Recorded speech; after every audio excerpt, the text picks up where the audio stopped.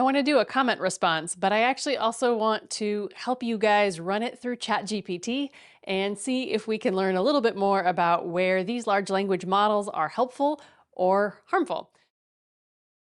So Gigi writes, if heart disease is the #1 killer and the most prescribed drugs are statins, then what is going on here? What are the statins actually doing? So I know how I would answer this, but let's see what ChatGPT has to say. We're going to just put this right in and as is, run it. Looks like a contraindication on the surface.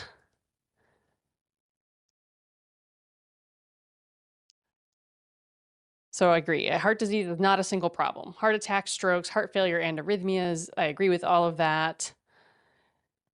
Develop over decades. Yes, I agree with that.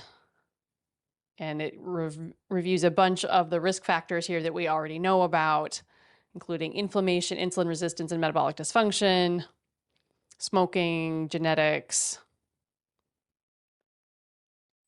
And by the time people are diagnosed or treated, much of the damage is already underway. Sure, I agree with that too. Statins are usually prescribed after risk is established. So it runs us through what statins do, including its mechanism, which is correct.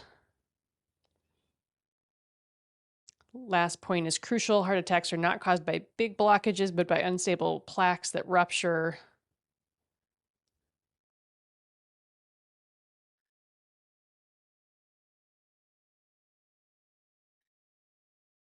Statins help make plaque less likely to rupture, which I agree with, and they are particularly effective in secondary prevention. So particularly effective is interesting. The data are stronger in secondary prevention, but that's because those patients are higher risk for another event.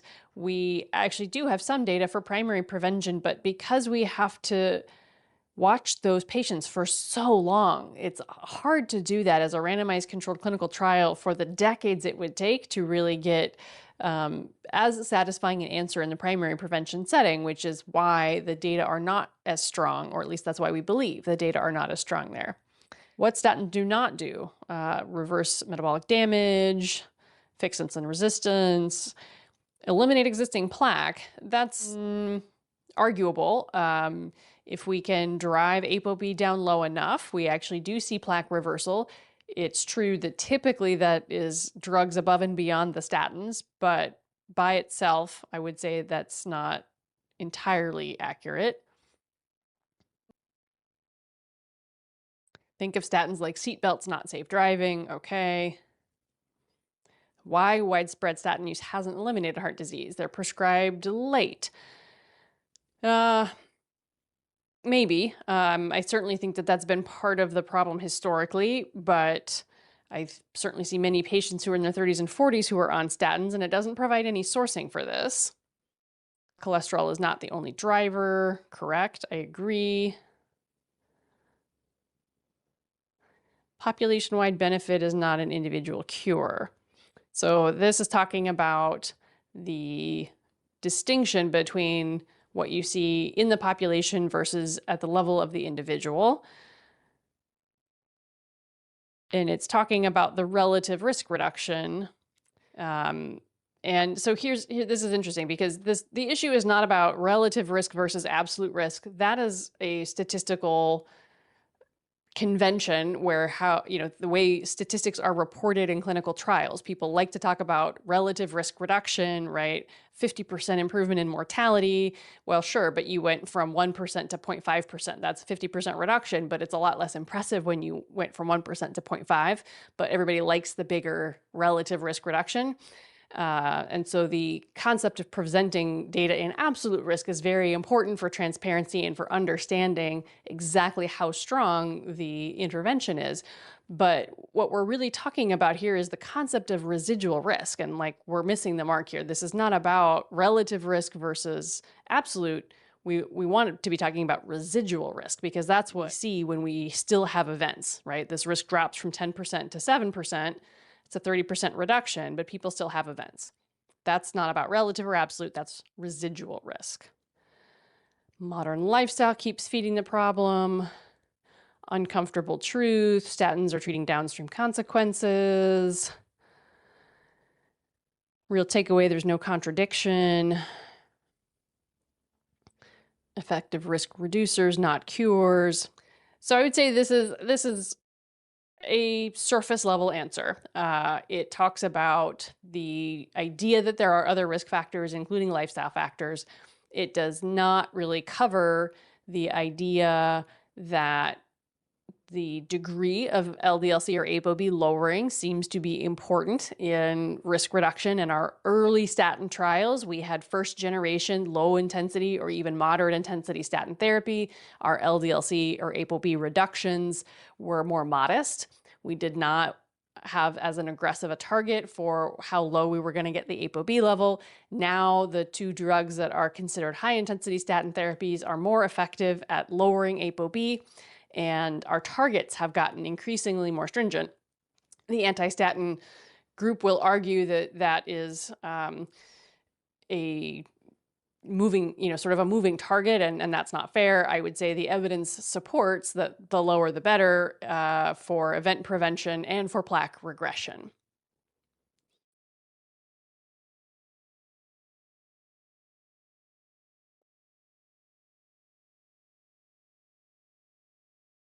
Reasonable experts exist on both sides, depending on who we're talking about and why statins are used.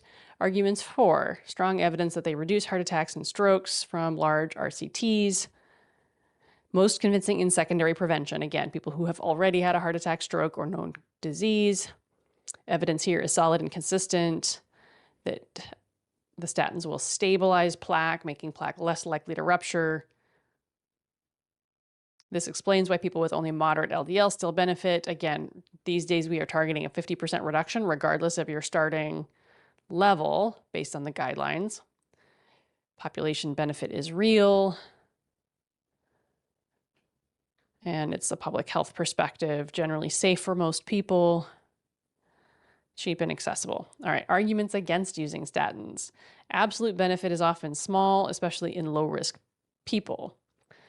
Statins reduce relative risk, not absolute risk.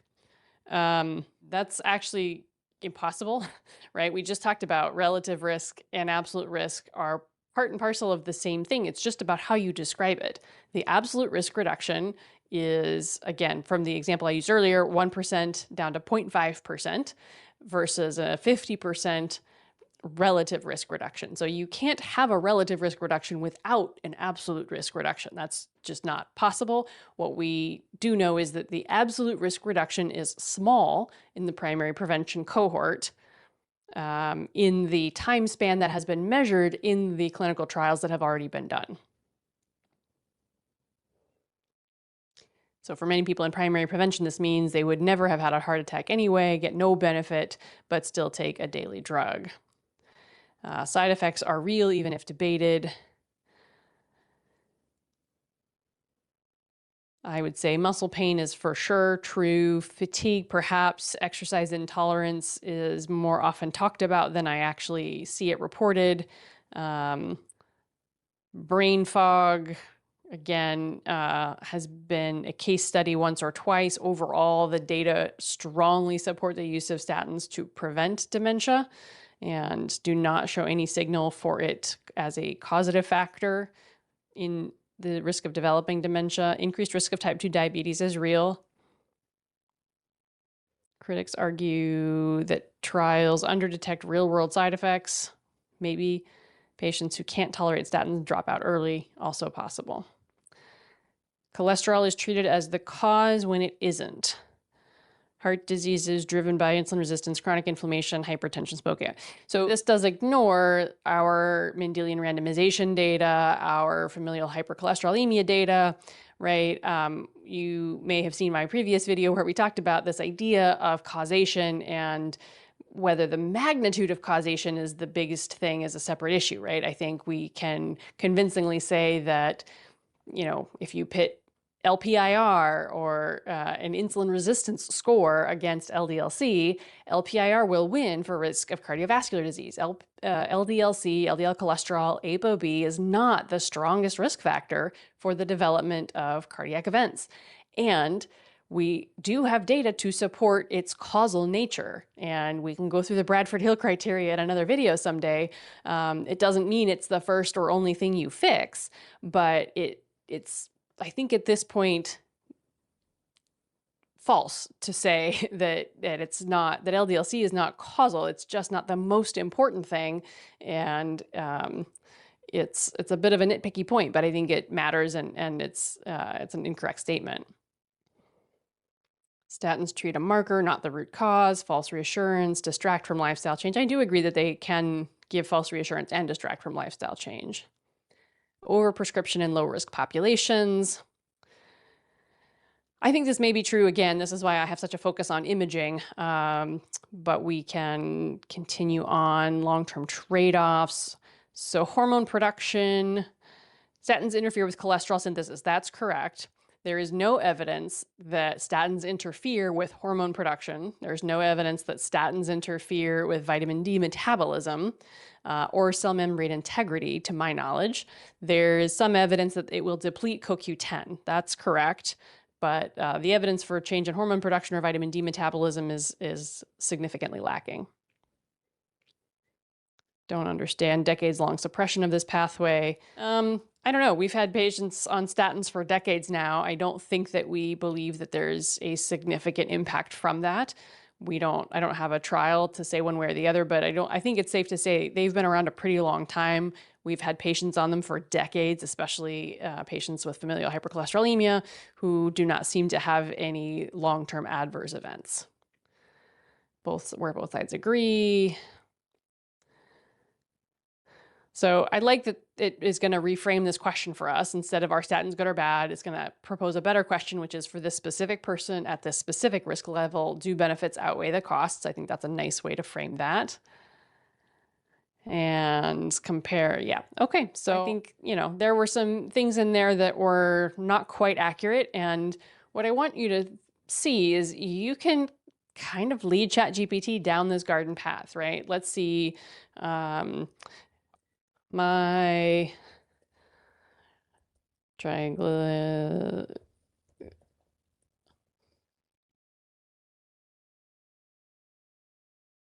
my HDL is high. I exercise every day, but my LDL is 190. I don't need a statin.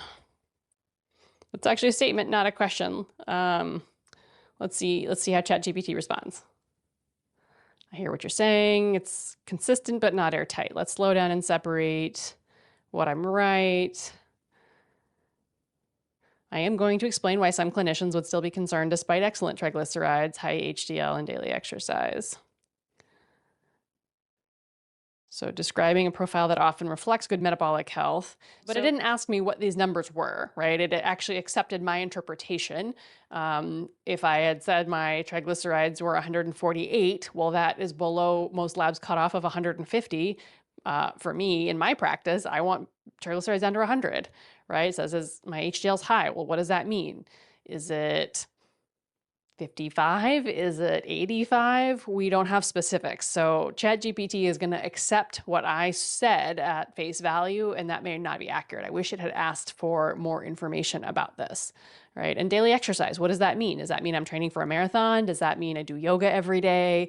Like, those are both valid, but they have different cardiometabolic consequences, and ChatGPT didn't ask.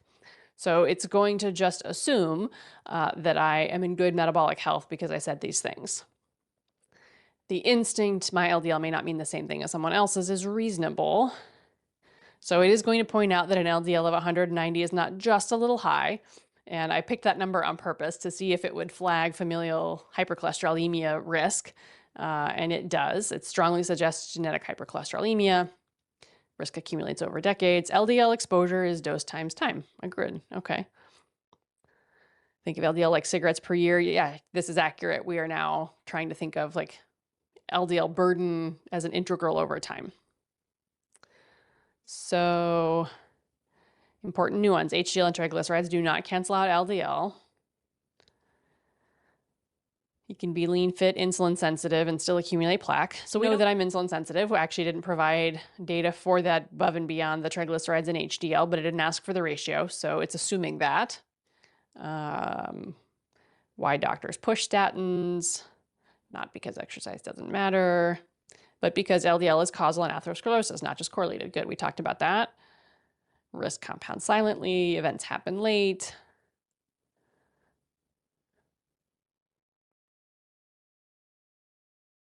If you want to truly argue against statins, the strongest position is not my other numbers are good, but show me evidence of actual arterial disease. Again, where it's the imaging. Coronary calcium score. Oh, interesting. So it gives lots of options. ApoB, LPA, family history. It says a CAC score of 0 in someone like you meaningfully weakens the case for statins, at least for now, but it doesn't ask me how old I am. That's a big important factor in a CAC, right? If I'm 30 years old, a CAC of 0 is not that meaningful at all. If I am 60 years old, that's much more helpful. Honest bottom line, I don't need a statin. Not obviously wrong, but not proven true. Given my metabolic health, I want direct evidence of vascular risk before taking a lifelong medication. All right, and it's going to ask about more advanced lipid testing, imaging, and some other issues. All right, so again, you can lead your LLM down this garden path, and it's going to, depending on how you've instructed it, potentially kind of tell you what you want to hear. It wasn't entirely that way, right? It pushed back a little bit, especially on the level of LDL cholesterol, but it took a lot of things at face value. It didn't ask for more information, and I think that would have been very important in terms of actually quantifying risk. So for all these reasons, I want you to be a little careful as you are sharing your information with ChatGPT or Grok or whatever your language model of choice is. And remember that it is predicting the next word. It is not necessarily thinking or synthesizing a lot of this information for you in the most objective way. There's a lot that some of these models don't know or don't have access to in terms of things that have been published.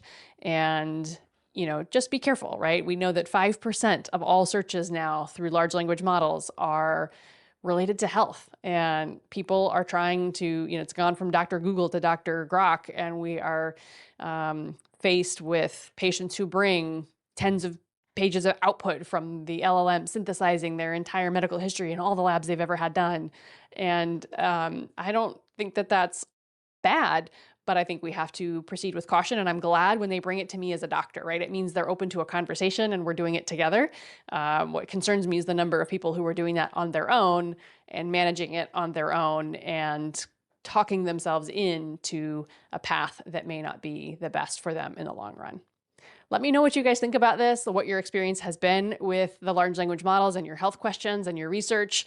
I'm curious. I think it's a brave new world out there for us. So if this was helpful, please like, subscribe to the channel. Until next time, take really good care.